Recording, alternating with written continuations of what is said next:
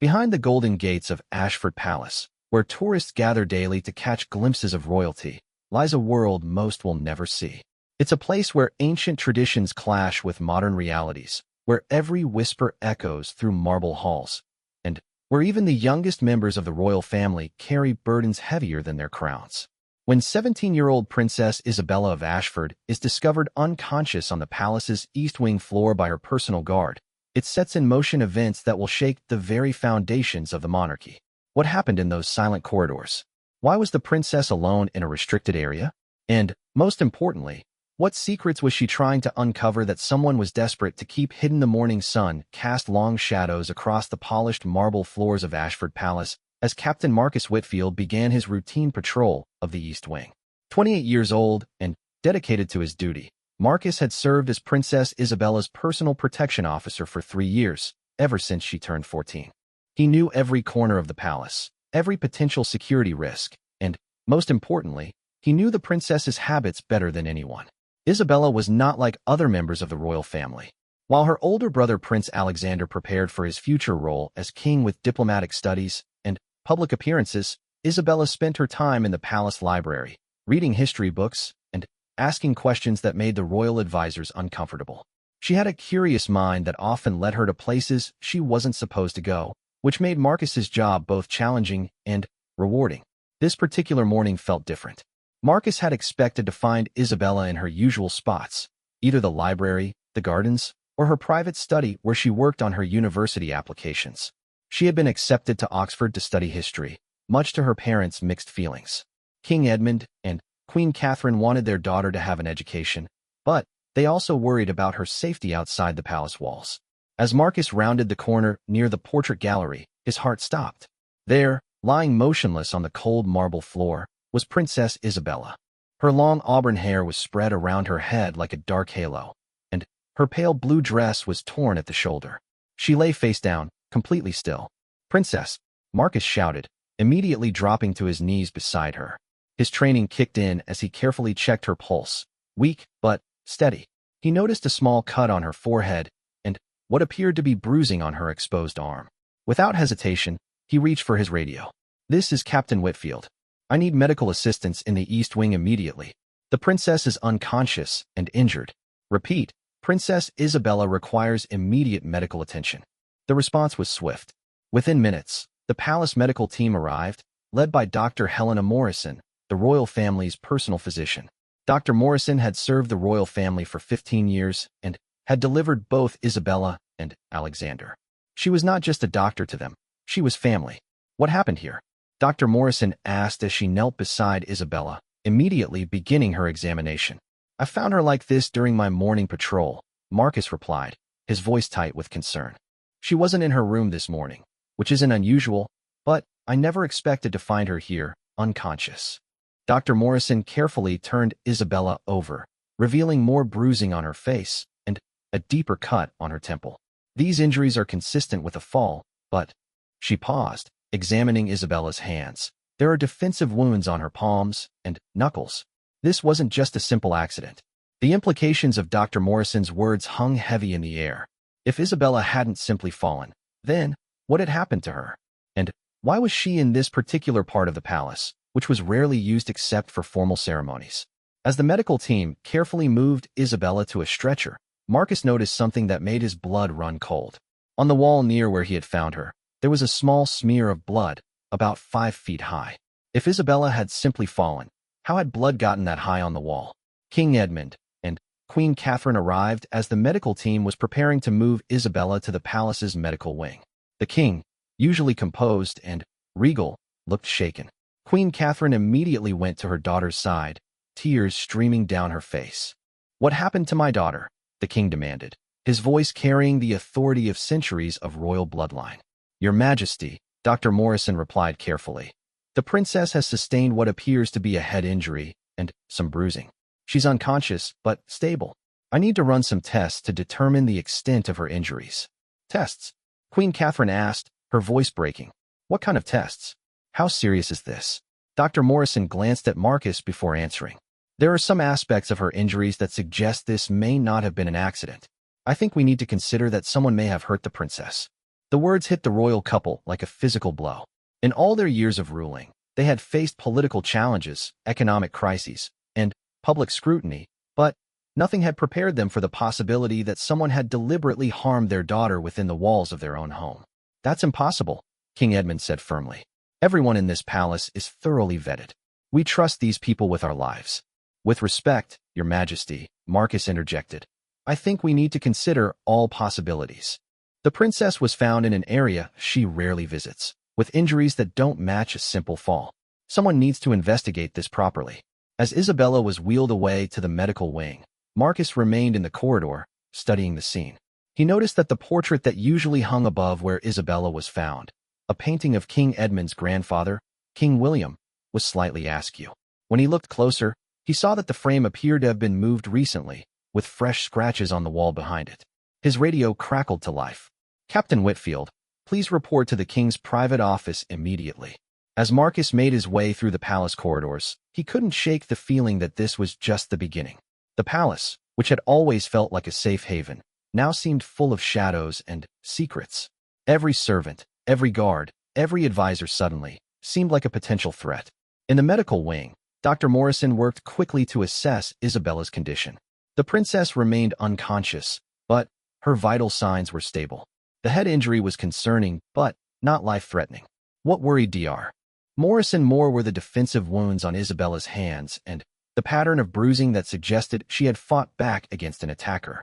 As she cleaned the cut on Isabella's temple, Dr. Morrison discovered something that made her pause.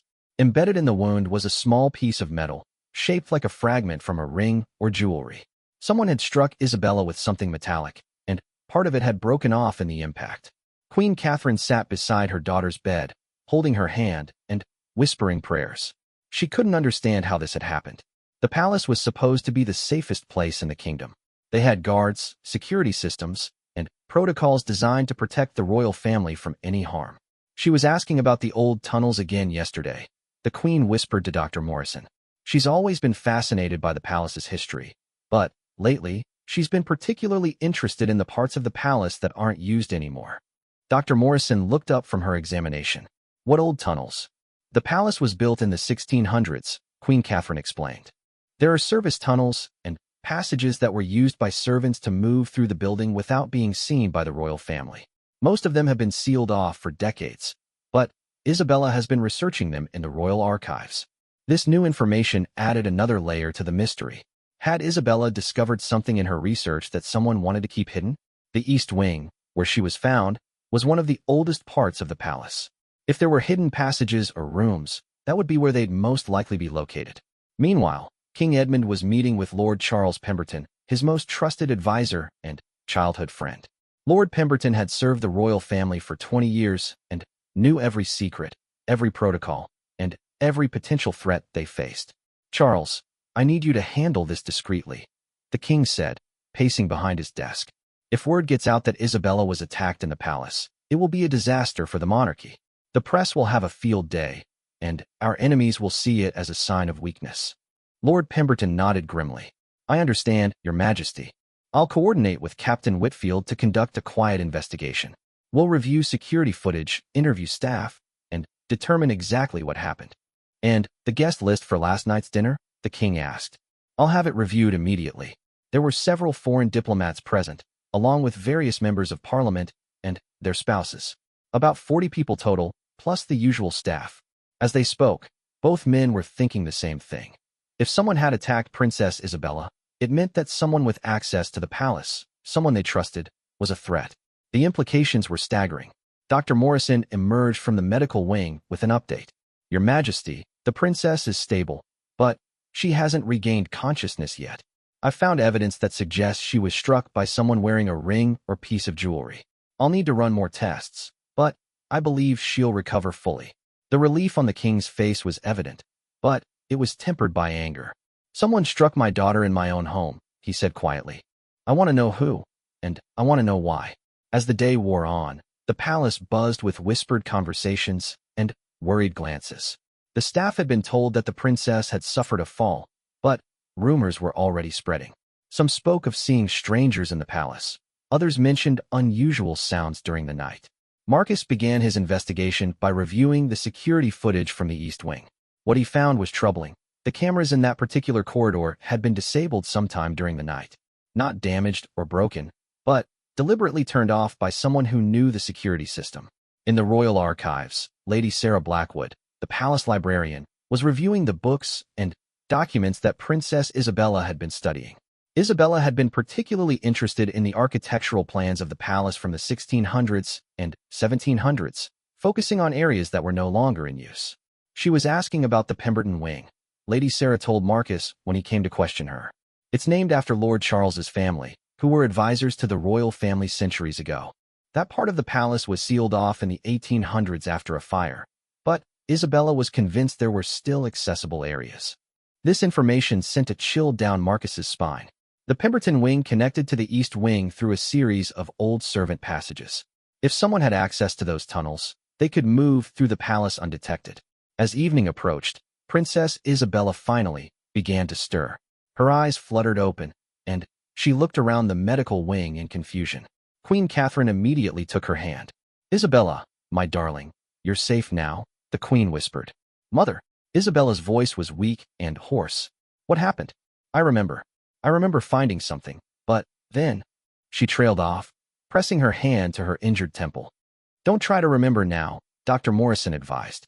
"You've suffered a head injury. Your memories of recent events might be unclear for a while." But Isabella was already trying to sit up, despite the doctor's protests. "No, I have to remember.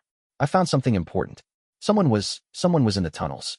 They weren't supposed to be there." Marcus leaned forward. "Princess, what tunnels? Can you tell me what you remember?"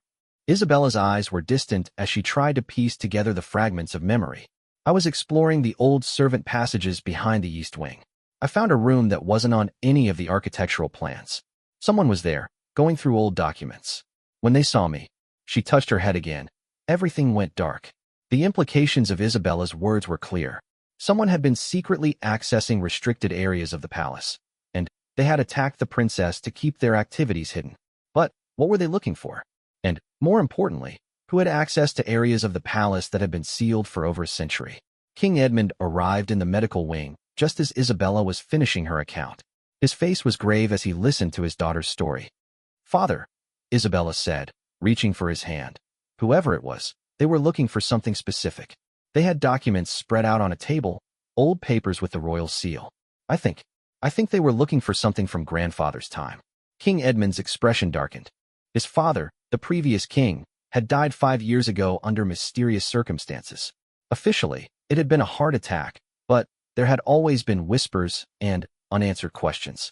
If someone was now searching through documents from that time period, it could mean that those old mysteries were about to resurface. As the night deepened, the palace felt different. The warm, familiar halls now seemed filled with shadows and secrets.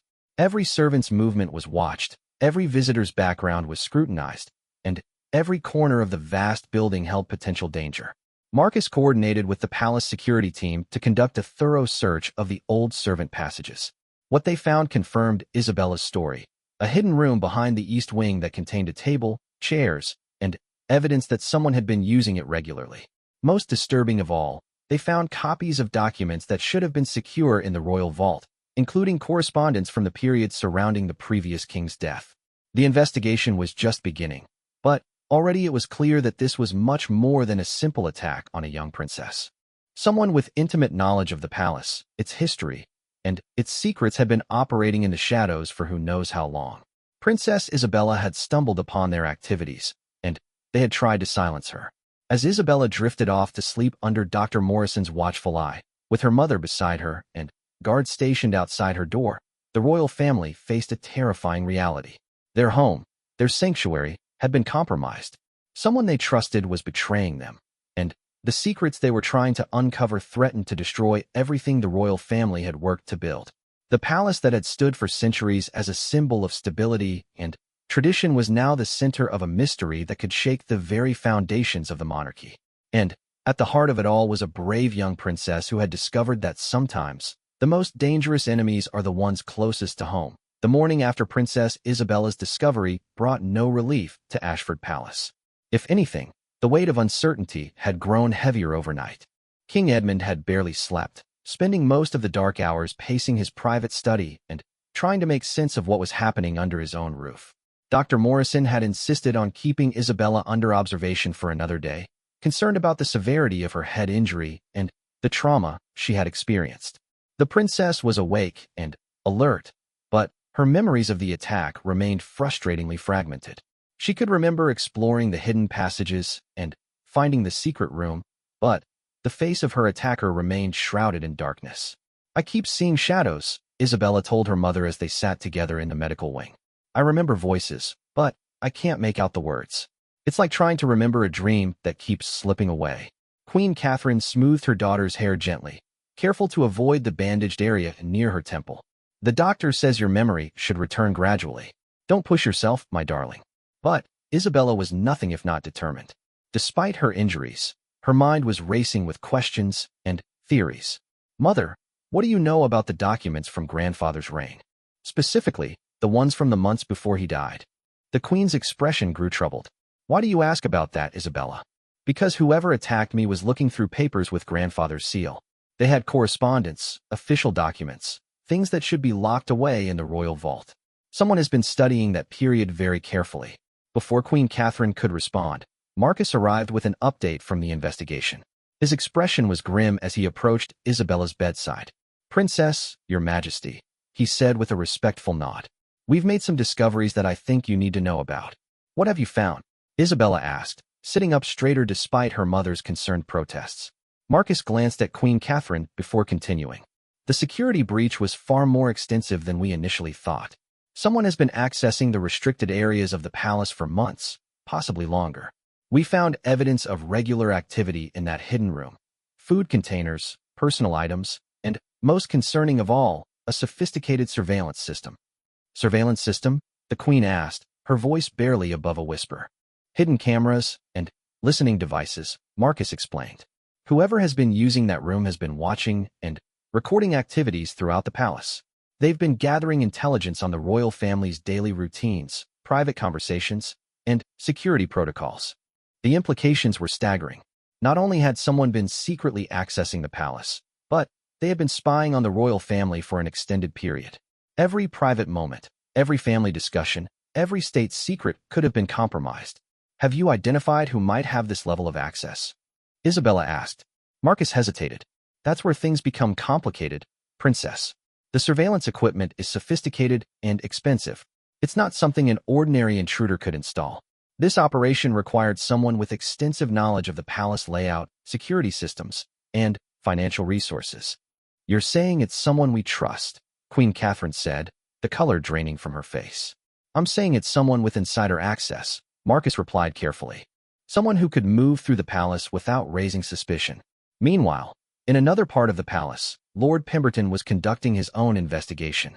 As the king's chief advisor, he had access to personnel files, background checks, and security clearances for everyone who worked in or visited the palace. The task was enormous.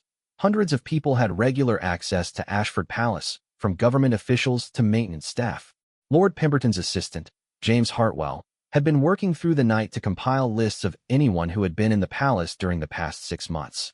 James was young, ambitious, and had always seemed eager to please his superiors. He had joined Lord Pemberton's staff 2 years ago, shortly after graduating from Cambridge with degrees in political science and history. "Sir," James said, entering Lord Pemberton's office with a stack of files, "I've completed the initial review of palace access records. There are some interesting patterns that I think you should see." Lord Pemberton looked up from his own paperwork, noting the tired lines around James's eyes. The young man had been working tirelessly since the attack on Princess Isabella. "What have you found?" Lord Pemberton asked. James spread several documents across the desk. "There have been multiple instances of after-hours access to the archives and restricted areas.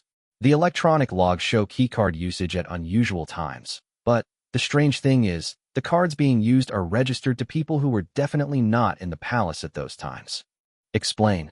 For example, James pointed to one of the records. Lord Ashworth's keycard was used to access the East Wing at 2:30 a.m. last Tuesday. But Lord Ashworth was in Scotland that entire week for his daughter's wedding. I verified it with his personal secretary. Lord Pemberton felt a chill run down his spine. If someone was using stolen or duplicated keycards, It meant the security breach was even more serious than they had imagined. How many instances like this can you document, he asked. At least 15 over the past 3 months, James replied. Always late at night or early in the morning. Always using cards that belonged to people who were verifiably elsewhere. This information needed to be shared immediately with King Edmund and the security team. Lord Pemberton gathered the files and prepared to head to the king's private office, but something made him pause. James, he said, turning back to his assistant, how did you access these records so quickly? Some of these files should require special authorization. James's expression didn't change, but Lord Pemberton noticed a slight tension in his posture. I worked with the security department, sir. Captain Whitfield authorized my access to expedite the investigation. It was a reasonable explanation, but something about James's tone bothered Lord Pemberton. In his 20 years of government service, he had developed an instinct for when people weren't telling the complete truth. Back in the medical wing, Isabella was becoming increasingly restless. Despite Dr. Morrison's orders to rest, she was determined to continue her investigation from her hospital bed. She had convinced Marcus to bring her some of the books and documents she had been studying before the attack. Look at this, Isabella said, spreading architectural drawings across her bedside table. The Pemberton wing wasn't just sealed because of a fire. According to these renovation records from 1847, they found something during the restoration that made them decide to close off that entire section permanently. What kind of something? Marcus asked, leaning over to examine the drawings. The records are deliberately vague, but they mention irregularities in the foundation and structural concerns that pose security risks. But look at this. Isabella pointed to a notation in the margin of one document. This note, in a different handwriting, says contents relocated to secure storage, location classified. Queen Catherine moved closer to see what her daughter had discovered. Isabella, these are very old documents. What could they possibly have to do with what happened to you? Don't you see, Mother? Someone has been systematically researching the same period I was studying. They've been looking for something specific, something that's been hidden for over a century. I think I stumbled upon their search, and they tried to silence me before I could discover what they were really looking for. Marcus's radio crackled to life, interrupting their conversation. Captain Whitfield, please report to the King's office immediately. Lord Pemberton has urgent information regarding the investigation. As Marcus prepared to leave, Isabella grabbed his arm. Captain, I want to see that hidden room where you found me. I think my memory might return if I can see the physical space again. Princess, that's not advisable in your condition, Marcus replied. But it might be the only way to remember who attacked me, Isabella insisted. Please, I need to try. Dr. Morrison, who had been listening to their conversation, stepped forward. I can't recommend it medically, but if the princess feels up to it, and we take proper precautions, a brief visit might be helpful for her memory recovery. Queen Catherine looked torn between wanting to protect her daughter and understanding that Isabella's memories might be crucial to catching her attacker. If you go, I'm going with you, she said firmly.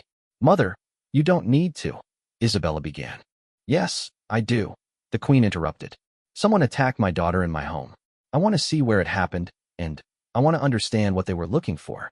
In King Edmund's office, Lord Pemberton was sharing his disturbing discoveries about the keycard access records. The king's face grew darker with each revelation. So you're telling me that someone has been systematically infiltrating the most secure areas of the palace for months, using stolen security credentials? The king asked. That appears to be the case, Your Majesty, Lord Pemberton replied. But there's something else that concerns me even more. What?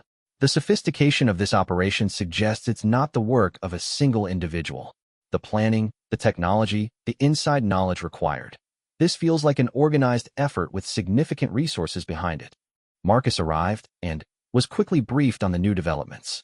The scope of the security breach was becoming clearer, but the identity of those responsible remained elusive. Your Majesty, Marcus said, Princess Isabella has requested to visit the location where she was attacked. She believes it might help recover her memories of the incident. King Edmund's first instinct was to refuse, but he understood the importance of Isabella's testimony. Very well, but with maximum security. I want guards posted at every entrance to that wing, and I want a full security sweep of the area first. As preparations were made for Isabella's visit to the hidden room, James Hartwell was working alone in Lord Pemberton's office, supposedly organizing more files for the investigation. But James wasn't organizing files. He was carefully photographing specific documents with a small, high-resolution camera concealed in his pen. James had been feeding information to external parties for months, carefully documenting the royal family's routines, security procedures, and, most importantly, their research into certain historical periods. The attack on Princess Isabella hadn't been part of the original plan, but her discovery of the hidden room had forced their hand. The documents he was now photographing contained details about the security response to Isabella's attack, including information about what evidence had been recovered and what the royal family now suspected. This intelligence would be valuable to his employers, whoever they were. James's phone buzzed with a text message. Situation contained? Response. He typed back quickly. Investigation ongoing. Subject recovering, but memory unclear. Will maintain position and monitor.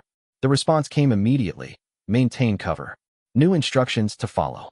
James deleted the messages and returned to his work, maintaining the appearance of a dedicated assistant helping with a legitimate investigation. But his real loyalty lay elsewhere, with people who had very specific interests in the secrets that Ashford Palace had been hiding for generations. An hour later, Isabella was carefully helped into a wheelchair by Dr. Morrison and transported to the East Wing, accompanied by her mother, Marcus, and 2 additional guards. The journey through the palace corridors felt different now. Shadows seemed deeper, and every servant they passed was scrutinized as a potential threat. When they reached the hidden room behind the East Wing, Isabella felt a jolt of recognition mixed with fear. The space was larger than she had remembered, with stone walls that spoke of the palace's ancient origins. The table where she had discovered the intruder was still there, along with the sophisticated surveillance equipment that Marcus's team had uncovered. I remember more now, Isabella said quietly, her voice echoing slightly in the stone chamber. There were 2 people here, not one. A man and a woman. They were arguing about something when I first heard them. Can you remember what they were arguing about? Marcus asked gently. Isabella closed her eyes, concentrating. The woman was saying that they were running out of time, that the investigation was getting too close to something. The man was telling her to be patient, that they just needed to find one more document to complete their collection. Collection of what? Queen Catherine asked. I don't know, but when they saw me, the woman panicked. She said I was the king's daughter, and that I would ruin everything. The man told her to calm down, but then I tried to run, and Isabella's hand went to her injured temple. Take your time, Dr. Morrison encouraged. Don't push too hard. But Isabella was determined to remember. The man caught me first. I fought back. I remember scratching him and hitting him with something. But then, the woman hit me from behind with something metal. Just before I lost consciousness, I heard her say something about Lord Pemberton's legacy and how the truth couldn't come out now. The mention of Lord Pemberton's name sent a shock through everyone present. Marcus immediately reached for his radio, but Isabella grabbed his arm. Wait, she said. There's something else. Before they attacked me, I saw what they were looking at on the table. It was a letter written in grandfather's handwriting. I only saw a few words, but it was something about the real circumstances of the treaty and what really happened in Belfast. King Edmund had mentioned that his father's final years had been troubled by unresolved diplomatic issues, particularly regarding some sensitive negotiations with Ireland. If someone was now investigating those old agreements, it could have serious implications for current international relations. We need to get this information to your father immediately, Marcus said. But, as they prepared to leave the hidden chamber, Isabella noticed something that made her blood run cold. On the stone wall opposite the table, partially hidden behind some old tapestries, were photographs. Dozens of them, showing members of the royal family in various private moments over the past several months. They've been watching us, she whispered. For months, they've been documenting our every move. Queen Catherine stared at the photographs in horror. There were pictures of family dinners, private conversations in the garden, even images taken through bedroom windows. The violation of privacy was complete and devastating. This is a professional intelligence operation, Marcus said grimly. These people aren't just treasure hunters or curiosity seekers. They're gathering information for a specific purpose. As they made their way back to the main palace, Isabella's mind was racing with connections and possibilities. Someone with access to Lord Pemberton's family history was involved in this conspiracy. They were looking for documents from her grandfather's reign, specifically related to diplomatic agreements with Ireland. And they had been conducting extensive surveillance of the royal family for months. But, perhaps most disturbing of all, they had been willing to attack a member of the royal family to protect their secret. If they were that desperate to keep their activities hidden, what they were really searching for must be extraordinarily valuable or damaging. The mystery was deepening, and, with each new revelation, it became clear that the attack on Princess Isabella was just the tip of a much larger and more dangerous iceberg. Someone was systematically investigating the darkest secrets of the royal family's past, and they would stop at nothing to find what they were looking for. As Isabella was settled back in the medical wing, she couldn't shake the feeling that time was running out. Whoever was behind this conspiracy was still out there, still searching, and still dangerous. And until they were caught, no one in Ashford Palace was truly safe. The photographs found in the hidden chamber had changed everything. What began as an investigation into an attack on Princess Isabella had transformed into a counterintelligence operation of the highest priority. King Edmund convened an emergency meeting in his most secure conference room, attended only by his most trusted advisors, Queen Catherine, Lord Pemberton, Marcus, and Director Sarah Blackwell from the Royal Protection Command. Director Blackwell was a stern woman in her 50s who had risen through the ranks of British intelligence before being appointed to protect the royal family. She had seen many threats during her career, but nothing quite like this. Your Majesty, Director Blackwell began, spreading the recovered photographs across the conference table. This surveillance operation represents a severe breach of national security. The level of access and sophistication suggests state-level involvement. King Edmund studied the images with growing anger and concern. There were photos of classified documents on his desk, pictures taken during private phone conversations with world leaders, and intimate family moments that should never have been captured. What are you suggesting, Director? He asked. I'm suggesting that a foreign intelligence service has infiltrated Ashford Palace and has been gathering intelligence on the royal family's activities, particularly focusing on historical documents and diplomatic communications. Lord Pemberton, who had been unusually quiet during the meeting, finally spoke up. Director, what evidence do you have that this is foreign involvement? Couldn't this be domestic espionage or even corporate intelligence gathering? Director Blackwell fixed him with a steady gaze. Lord Pemberton, the equipment we recovered is military grade. The planning and execution required significant resources and expertise. Most concerning of all, they seem to have specific knowledge about historical events that few people would know to investigate. What do you mean? Queen Catherine asked. The documents they were researching all relate to a very specific period, the final 6 months of the previous king's reign. More specifically, they were focused on diplomatic communications regarding the Belfast Accords, a secret agreement between Britain and Ireland that has never been made public. The room fell silent. King Edmund remembered his father mentioning the Belfast Accords only once, shortly before his death. He had said it was the most difficult decision of my reign, but had never provided details about what the agreement contained. Those documents are classified at the highest level, King Edmund said slowly. Only 3 people had access to them. My father, the Prime Minister at the time, and my father, Lord Pemberton finished quietly.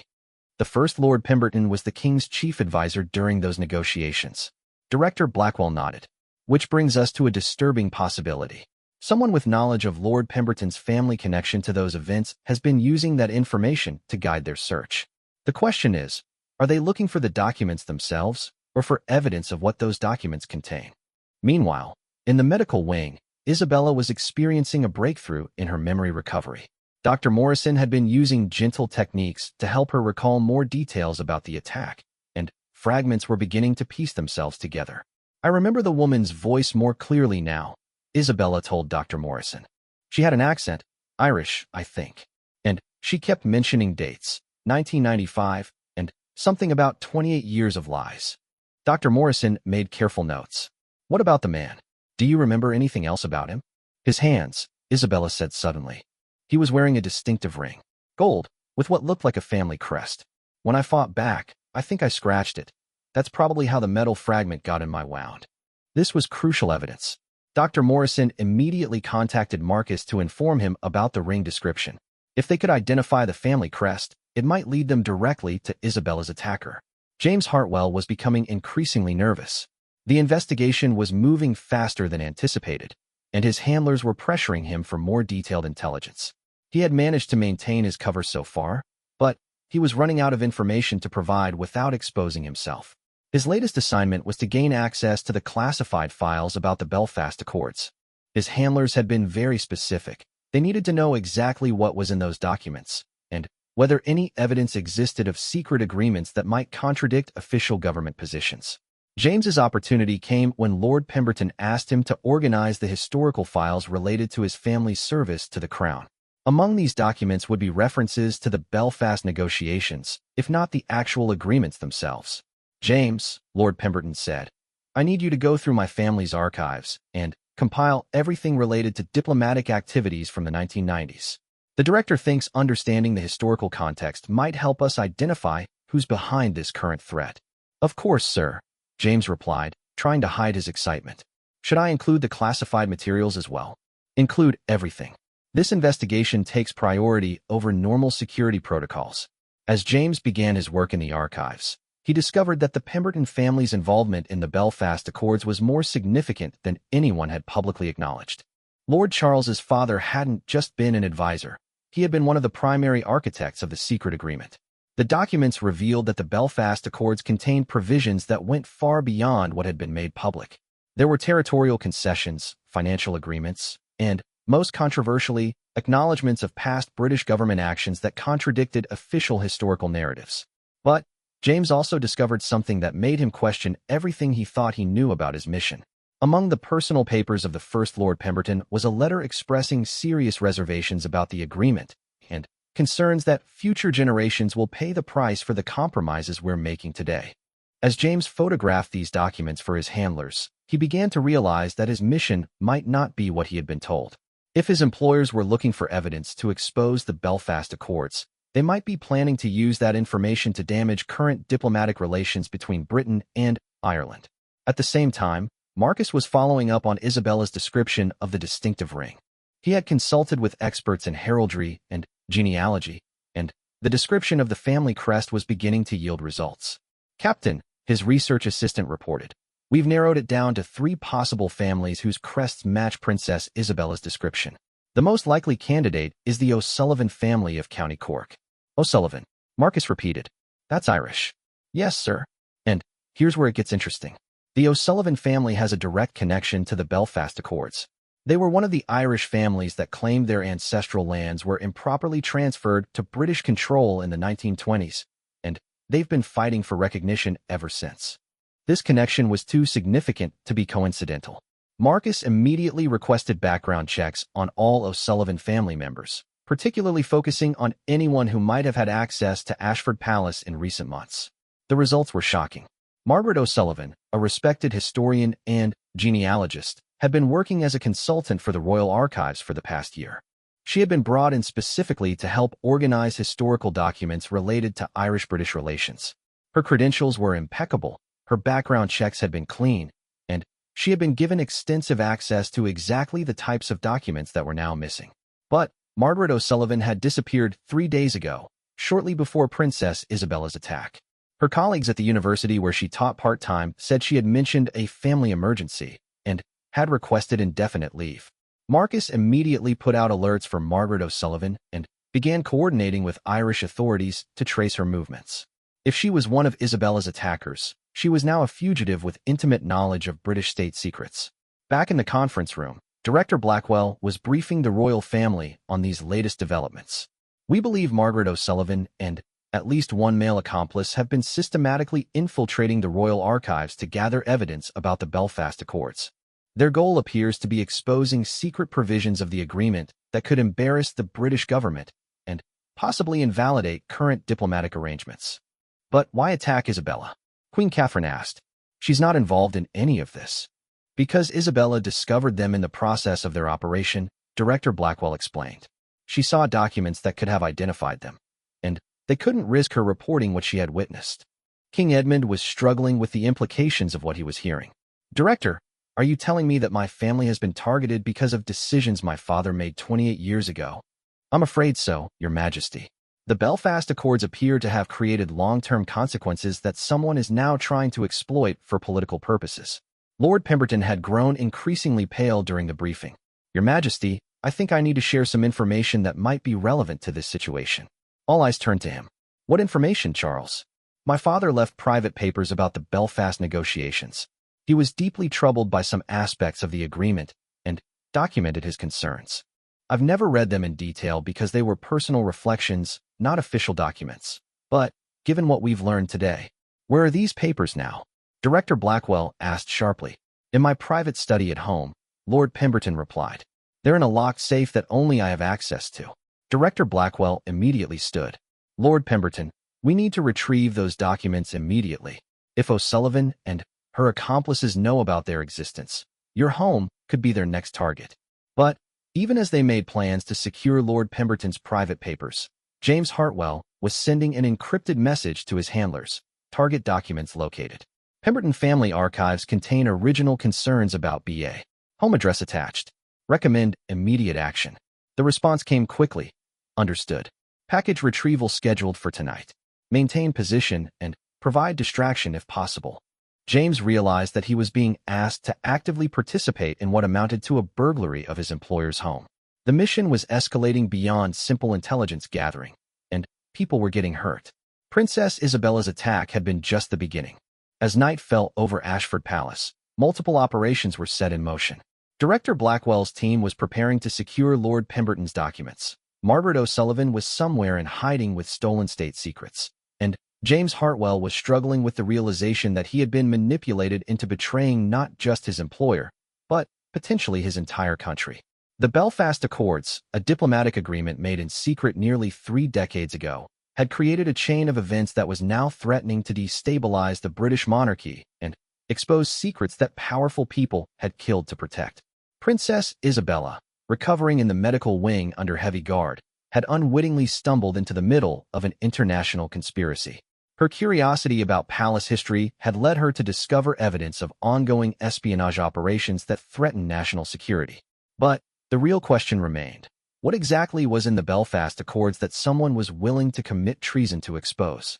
And, more importantly, how many more people would be hurt before this conspiracy was finally stopped? As the various players in this dangerous game moved through the darkness toward their next confrontations, one thing was clear. The attack on Princess Isabella had been just the opening move in a much larger and more dangerous conflict. The real battle for the secrets of the Belfast Accords was about to begin. The late evening air was crisp as Director Blackwell's protection team approached Lord Pemberton's estate in the countryside outside London. The Georgian mansion had been in the Pemberton family for generations, its grounds carefully maintained and its security discreetly modern despite its ancient appearance. Lord Pemberton rode with the security team, his anxiety evident as they passed through the estate gates. "Director," he said, "I should mention that the safe containing my father's papers requires 2 keys. I have one, but the second is kept by my personal secretary at my London office." Director Blackwell turned to him sharply. "Your secretary? Who is that?" "James Hartwell. He's been with me for 2 years, very trustworthy. He handles all my confidential matters." A cold realization washed over Director Blackwell. "Lord Pemberton, where is Mr. Hartwell now?" "He should be at the palace, working on the investigation files I asked him to organize."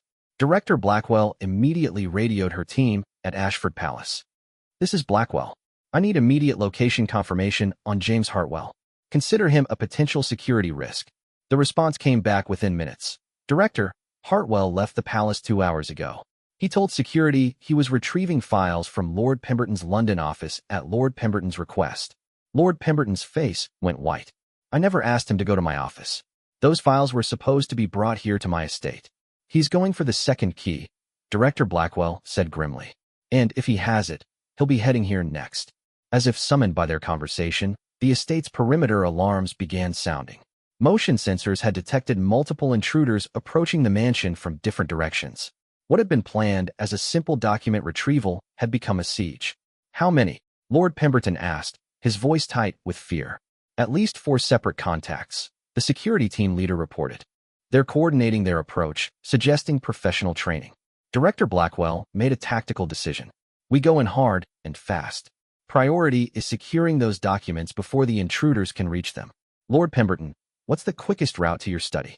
Meanwhile, at Ashford Palace, Marcus was coordinating the search for James Hartwell while maintaining security around the royal family. Princess Isabella had been moved to a more secure location within the palace, and additional guards had been posted throughout the building.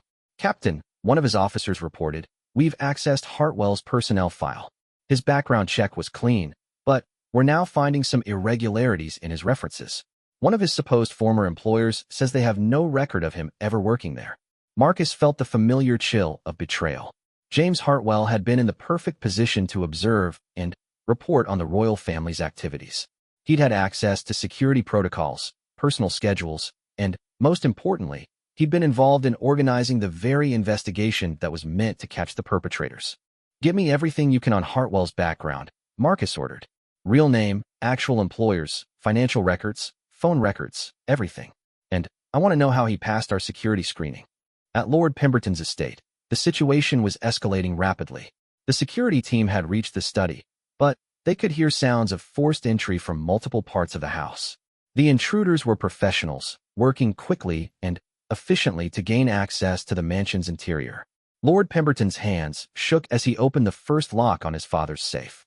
"Director, there's something else you should know. My father's papers don't just contain his concerns about the Belfast Accords. He documented evidence that some of the Irish negotiators were being coerced into the agreement." "Coerced how?"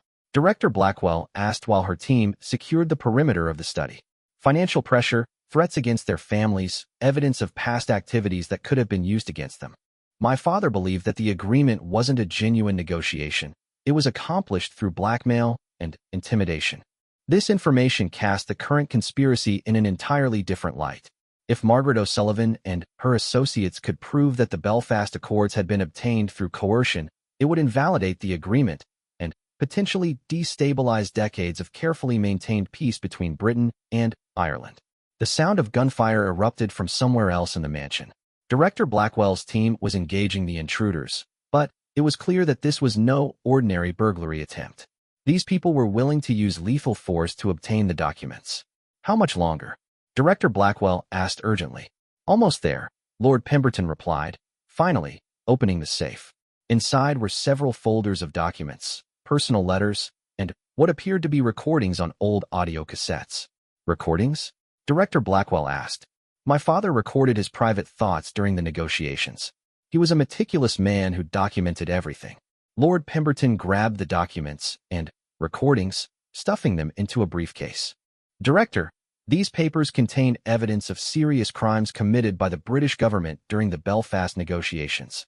Before Director Blackwell could respond, the study door exploded inward. 3 figures in tactical gear stormed in, led by a woman who could only be Margaret O'Sullivan. She was tall, with graying red hair, and her eyes burned with decades of suppressed anger. "Lord Pemberton," Margaret said, her Irish accent thick with emotion, "your family owes mine a debt that's gone unpaid for nearly 30 years. Those documents contain evidence of how your father helped destroy Irish families to achieve his precious agreement." "Ms. O'Sullivan," Director Blackwell said, her weapon trained on the intruders, "you're under arrest for espionage, breaking and entering, and assault on a member of the royal family." Margaret laughed bitterly. "Assault? Your Princess Isabella stumbled into something she should have stayed away from. We never meant to hurt her, but she saw too much." "She saw you stealing state secrets," Director Blackwell replied. "State secrets?" Margaret's voice rose. "Those documents contain evidence that the British government destroyed my family. They contain proof that the Belfast Accords were signed under duress, that Irish negotiators were threatened and blackmailed into compliance." One of Margaret's companions, a tall man with a distinctive gold ring, spoke up. "We've been searching for this evidence for 3 decades. Our families lost everything because of that agreement, and the British government covered up the truth." Lord Pemberton stepped forward, surprising everyone. "You're right," he said quietly. "My father's papers do contain evidence of coercion and improper pressure during the Belfast negotiations. But destroying the current peace agreements won't bring back what you lost. It will only create new victims." "Easy words from someone whose family benefited from our suffering," Margaret replied. The standoff was interrupted by the arrival of James Hartwell. He burst into the study, looking panicked and out of breath. "Margaret, we need to go. British intelligence has surrounded the estate." Director Blackwell realized that James had been coordinating with the intruders all along. "Mr. Hartwell, you're under arrest for treason and conspiracy." But James wasn't listening. He was staring at the briefcase containing Lord Pemberton's documents with an expression of growing horror. "Margaret, what have we done? Princess Isabella wasn't a threat. She was just curious about history. We hurt an innocent girl for this." "She would have exposed our operation," Margaret replied. "But her voice lacked conviction. Our operation? James's voice broke. You told me we were gathering evidence to seek justice for historical wrongs. You never said anything about espionage or violence. The truth was finally emerging. Margaret O'Sullivan had manipulated James Hartwell, playing on his idealism and his access to sensitive information. She had convinced him that they were pursuing historical justice, not conducting an intelligence operation that threatened national security. James, Director Blackwell said, if you cooperate now, we can work something out. Help us end this peacefully. But Margaret was beyond negotiation. 30 years, she whispered. 30 years we've waited for proof. My grandfather lost his land, my father died in poverty, and my family name was destroyed because of lies and coercion. I won't let this opportunity pass. She lunged for the briefcase, but Lord Pemberton stepped in her way. In the struggle that followed, the man with the gold ring, Isabella's attacker, tried to help Margaret. His distinctive ring caught the light as he grabbed for the documents. The confrontation ended when Director Blackwell's backup team flooded the study. Margaret O'Sullivan, James Hartwell, and the other intruders were taken into custody, but not before Margaret had managed to grab several documents from the briefcase. As the estate was secured and the prisoners prepared for transport, Lord Pemberton sat heavily in his father's chair, looking at the remaining papers with a mixture of sadness and resolve. Director, he said, my father's concerns were justified. These documents do contain evidence of serious misconduct during the Belfast negotiations, but they also contain his recommendations for how to address those wrongs without destroying the peace that followed. Director Blackwell looked at the papers Lord Pemberton was showing her. They outlined a plan for acknowledging past injustices, providing reparations to affected families, and strengthening the current peace agreements rather than destroying them. Your father was trying to find a way to make things right, she said. Yes, but he died before he could implement his recommendations. Now we have a choice. We can suppress this evidence and allow the injustices to continue, or we can find a way to acknowledge the past while protecting the future. Back at Ashford Palace, Princess Isabella was finally well enough to receive a full briefing on the events that had unfolded. King Edmund and Queen Catherine sat with her as Marquis, and Director Blackwell explained the scope of the conspiracy and the historical injustices that had motivated it. So Margaret O'Sullivan's family really was wrong during the Belfast negotiations? Isabella asked. Yes, Director Blackwell confirmed. The documents show that several Irish families were pressured into accepting agreements that were unfair and harmful to their interests. The peace that followed was built on a foundation of injustice. Isabella was quiet for a long moment, processing this information. What happens now? Will Margaret and her accomplices be prosecuted? That's a decision for the government to make, King Edmund replied. But I think we have an opportunity to address both the historical injustices and the current crimes in a way that serves justice for everyone involved. Queen Catherine looked at her daughter with pride. Isabella, your curiosity about palace history led to the discovery of both a serious security breach and evidence of historical wrongs. Sometimes asking difficult questions, even dangerous ones, is exactly what's needed. As the immediate crisis was resolved and the prisoners were processed, several investigations were launched. James Hartwell's background was thoroughly examined, revealing that he had been recruited by Margaret O'Sullivan during his university years. She had identified him as someone with both the idealism to be manipulated and the potential for gaining access to sensitive information. The security breaches at Ashford Palace led to a complete overhaul of background screening procedures and security protocols. The sophistication of the surveillance operation had exposed serious vulnerabilities that needed to be addressed immediately. But, perhaps most importantly, the discovery of Lord Pemberton's father's documents opened the door to addressing historical injustices in a constructive way. Rather than simply prosecuting the conspirators and suppressing the evidence, discussions began about how to acknowledge past wrongs while maintaining current peace agreements. Margaret O'Sullivan, despite her methods, had succeeded in bringing attention to legitimate grievances that had been ignored for decades. The question now was whether those grievances could be addressed through legal and diplomatic channels rather than through violence and espionage. As Princess Isabella recovered fully from her injuries, she reflected on the events that had transformed a simple historical research project into an international incident. Her curiosity had led to danger, but it had also led to truth. Sometimes, she realized, the most important discoveries come from asking questions that others prefer to leave unanswered. The Belfast Accords and their aftermath would continue to be a source of complexity and controversy. But now there was hope that the injustices of the past could be acknowledged and addressed without destroying the peace of the present. 2 weeks after the confrontation at Lord Pemberton's estate, Ashford Palace had returned to a semblance of normalcy, though the events had left permanent changes in their wake. Princess Isabella had recovered fully from her physical injuries, but the experience had profoundly affected her perspective on history, justice, and the responsibilities that came with her position. King Edmund had spent countless hours reviewing the documents recovered from Lord Pemberton's safe, consulting with historians, legal experts, and diplomatic advisors about how to address the revelations about the Belfast Accords. The evidence of coercion and improper pressure during the negotiations was undeniable, but so was the importance of maintaining the peace that had resulted from those flawed agreements. The question, King Edmund said during a family dinner in their private dining room, is whether we can acknowledge historical wrongs without destroying current stability. Princess Isabella, who had been unusually quiet during the meal, finally spoke up. Father, I've been thinking about what Margaret O'Sullivan said during the confrontation. Her anger wasn't just about the past. It was about the fact that no one had ever acknowledged what happened to her family. What are you suggesting? Queen Catherine asked.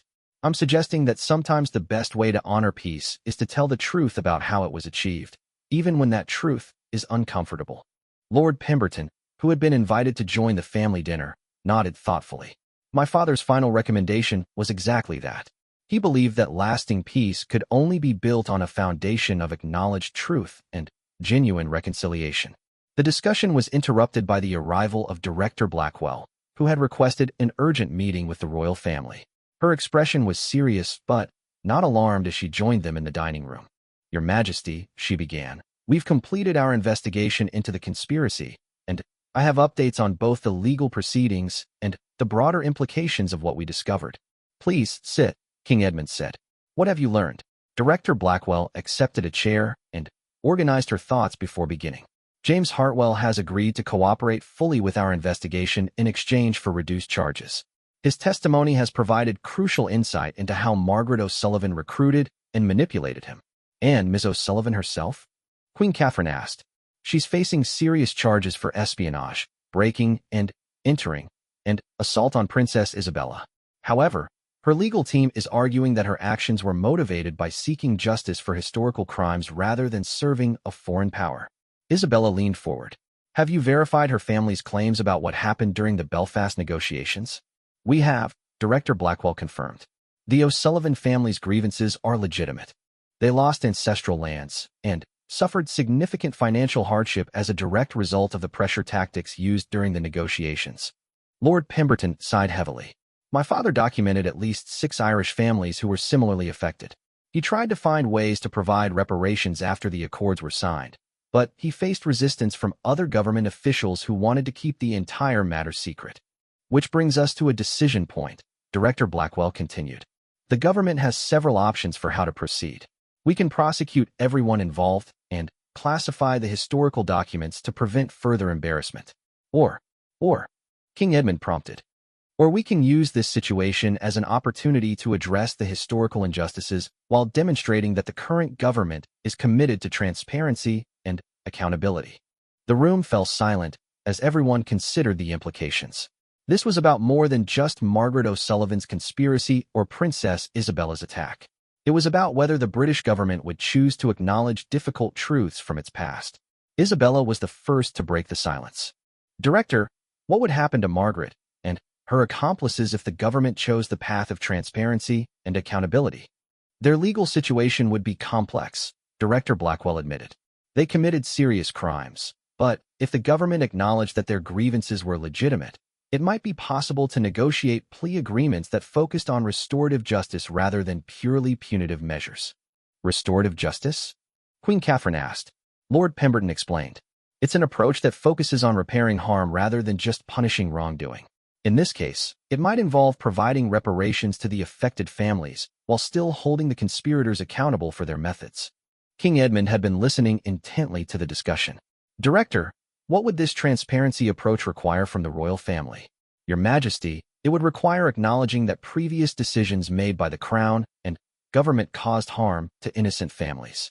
It would mean making the historical documents public and supporting efforts to provide appropriate reparations. And the risks, the king asked. Political embarrassment, potential diplomatic complications with Ireland, and setting a precedent that could encourage other groups to seek redress for historical grievances. Isabella stood up from the table, pacing to the window that looked out over the palace gardens. Father, when I was lying in that hidden room after Margaret attacked me, I kept thinking about all the secrets that these walls have kept over the centuries. Some of those secrets protected people, but others protected injustices. She turned back to face the family. We have an opportunity to break that cycle. We can choose to be the generation that says truth and accountability matter more than protecting old secrets. King Edmund looked at his daughter with a mixture of pride and concern. Isabella, what you're suggesting would fundamentally change how the monarchy relates to historical controversies. Maybe it's time for that change, Isabella replied. The people Margaret O'Sullivan was working with weren't foreign agents. They were British and Irish citizens seeking acknowledgement of legitimate grievances. They turned to espionage and violence because they saw no other path to justice. Queen Catherine joined her daughter at the window. And you think providing that path to justice would prevent future conspiracies? I think it would demonstrate that this government and this monarchy are committed to truth and justice, even when it's difficult or embarrassing. Lord Pemberton shared a look with Director Blackwell before speaking. There is precedent for this approach. Other governments have established truth and reconciliation processes to address historical injustices. It's challenging, but it can be effective. Over the following days, intensive discussions took place between the royal family, government officials, and legal experts about how to proceed. The Belfast Accords documents were reviewed by constitutional scholars and Irish government representatives. Margaret O'Sullivan and her legal team were consulted about what acknowledgement and reparations might look like. James Hartwell, during his debriefing sessions, provided valuable insight into how Margaret had recruited him and others. She wasn't trying to harm Britain, he explained to investigators. She was trying to get someone to listen to her family's story. She'd spent decades trying to get attention through legal channels, academic research, and political advocacy. When all of those failed, she became desperate enough to consider illegal methods. The breakthrough came when Princess Isabella requested a meeting with Margaret O'Sullivan in prison.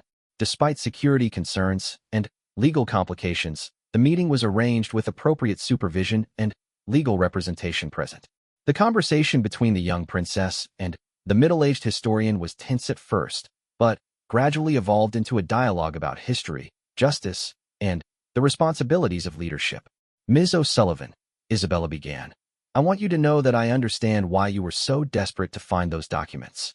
What happened to your family was wrong. Margaret's response was guarded. Your Royal Highness, forgive me if I'm skeptical about royal sympathy for Irish grievances. You have every right to be skeptical, Isabella replied. But I'm not here to offer empty sympathy. I'm here to ask what acknowledgement and reparations would look like from your perspective. For the first time since her arrest, Margaret seemed genuinely surprised. You're serious. Completely serious. My family and my government have an opportunity to address historical injustices.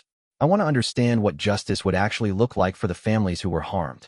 The conversation lasted 2 hours and covered the specific harms that had befallen Margaret's family and the other Irish families affected by the Belfast negotiations. Margaret's passion for her cause was evident, but so was her genuine regret about the violence that had occurred. Your Highness, Margaret said as the meeting concluded, I never wanted anyone to get hurt. When I saw you in that hidden room, I panicked. I'd spent so many years trying to find evidence of what happened to my family. And suddenly, there you were, and I thought everything was going to be ruined. Ms. O'Sullivan, hitting me with that ring was a crime, and you'll have to face consequences for that.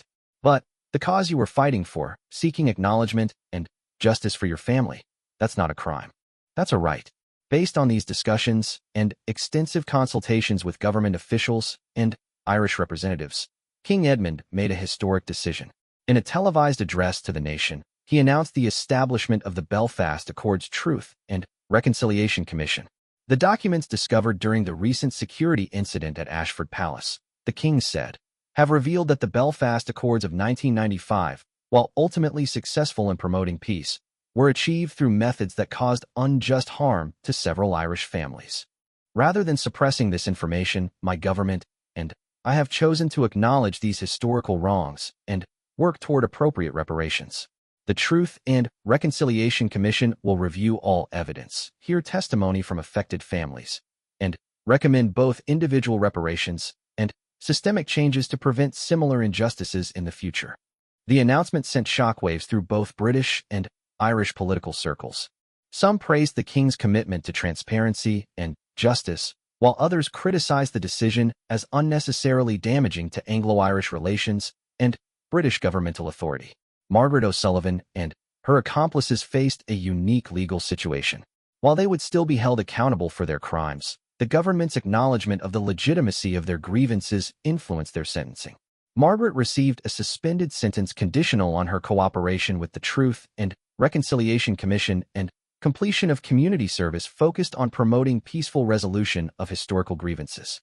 James Hartwell received a similar suspended sentence and was required to participate in a program educating young people about the importance of ethical conduct in government service, even when motivated by seemingly noble causes. 6 months after the attack that had started everything, Princess Isabella stood in the same hidden room where she had been found injured. The space had been transformed into a small museum documenting the history of the palace's secret passages and the families who had worked in service to the royal family over the centuries. Marcus, now promoted to head of palace security, joined her in the renovated space. "Princess, are you satisfied with how everything worked out?" Isabella considered the question carefully. "I'm satisfied that we chose truth over secrecy and justice over convenience. Whether I'm satisfied with the outcome will depend on whether the Truth and Reconciliation Commission actually succeeds in addressing the injustices that were uncovered." And Margaret O'Sullivan? Do you think she's genuinely reformed? I think she's someone who became so frustrated with legal channels that she turned to illegal ones. The question is whether we've now provided effective legal channels for addressing historical grievances. Lord Pemberton, who had become a strong advocate for the Truth and Reconciliation Commission, joined them in the museum space. "Isabella, your father asked me to tell you that the first commission hearings will begin next month. Margaret O'Sullivan will be one of the first witnesses. Will the hearings be public?" Isabella asked. "Completely public," Lord Pemberton confirmed. "Your father believes that transparency is the only way to ensure accountability and prevent future conspiracies." As they left the museum, Isabella reflected on how much had changed since that morning when she had simply been curious about old architectural plans. Her research into palace history had uncovered not just secret rooms and passages, but secret injustices that had been hidden for decades. The Belfast Accords Truth and Reconciliation Commission would eventually hear testimony from 12 families who had been harmed during the 1995 negotiations. Reparations totaling several £1 million were paid to affected families, and new protocols were established to ensure that future diplomatic negotiations would be conducted with greater transparency and ethical oversight. Margaret O'Sullivan became an unexpected advocate for peaceful resolution of historical grievances, working with universities and human rights organizations to promote the Truth and Reconciliation model for addressing other historical injustices. The conspiracy that had begun with stolen security cards and hidden surveillance equipment had ended with a fundamental change in how the British government approached historical accountability. Princess Isabella's curiosity about palace history had led to a broader examination of national history and a commitment to acknowledging difficult truths. The hidden room where Isabella had been attacked became a symbol of the choice between secrecy and transparency. The royal family had chosen transparency, and, in doing so, had demonstrated that even ancient institutions could evolve and grow in their commitment to justice. As Princess Isabella prepared for her studies at Oxford, she carried with her a deeper understanding of the weight of history and the importance of asking difficult questions. Sometimes, she had learned, the most dangerous secrets are the ones that protect injustice rather than people. The Belfast Accords would remain a complex and controversial chapter in Anglo-Irish history, but now they would be remembered not just for the peace they achieved, but for the justice that was finally acknowledged when that peace was honestly examined. The palace still kept secrets, but now they were secrets that protected people rather than protecting past wrongs. And Princess Isabella, the curious young woman whose questions had started everything, continued to ask those difficult questions, knowing that sometimes they led to danger, but also knowing that they could lead to truth and justice. In the end, the conspiracy had failed in its original goal of exposing the Belfast Accords to embarrass the British government. But it had succeeded in something more important, creating a process for acknowledging historical injustices and providing a model for how ancient institutions could embrace accountability and transparency. The crown's shadow had been illuminated, not to destroy the monarchy, but to strengthen it through truth and justice. And Princess Isabella, no longer just a curious young woman reading historical documents, had become a symbol of the next generation's commitment to learning from the past while building a more just future.